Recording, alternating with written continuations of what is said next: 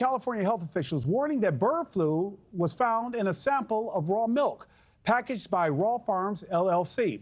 Now, the company has issued a voluntary recall, and there have been no reports of illnesses. But all this, as other recalls in recent months, are sparking concerns over whether our food supply is safe to eat. Popular Boar's Head deli meats have been pulled due to listeria, onions linked to McDonald's quarter pounders, and even certain organic carrots linked to E. coli. Joining us now to break it all down, Extension Specialist in Food Science and Distinguished Professor at Rutgers University, Dr. Don Schaffner. Dr. Schaffner, good morning. Good morning, Nick.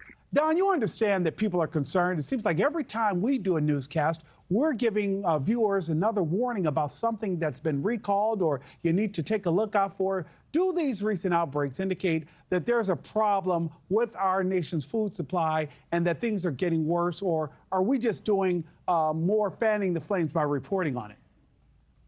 Well, certainly it's good to talk about food safety and for people to do the right thing when it comes to food safety leading up to Thanksgiving.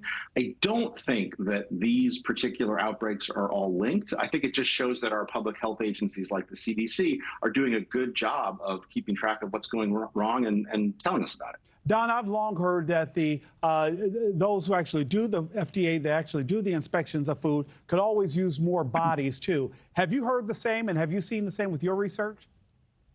Yes, absolutely. The public health agencies need more resources. They always do, right?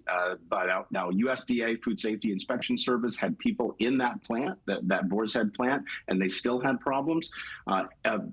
Organizations that manufacture carrots and sliced onions, they probably get inspected by FDA once a year. And yeah, it certainly would be better if FDA could get out to those facilities more often.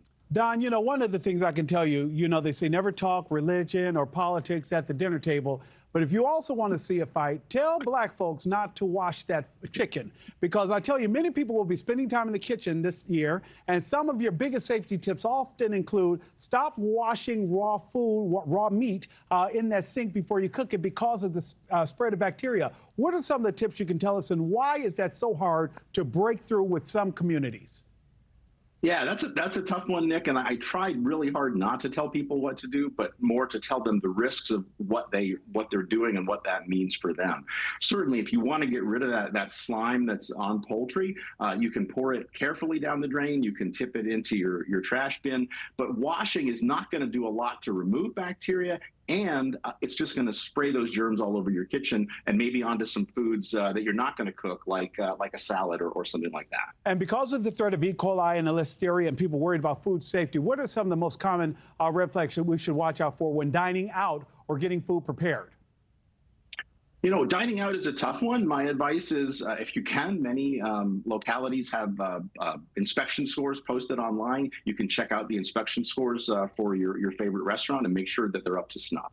I feel like I'd be remiss if I did not ask you this, because this is your area of expertise. May I get your thoughts on the future of public health and food safety, specifically Robert F. Kennedy Jr. being tapped to run HHS? What do you make of the president-elect's pick so far?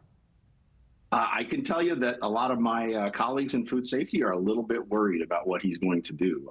A lot of his ideas are not consistent with current scientific thinking, and it's going to be an interesting and probably stressful 4 years for those of us that work in food safety.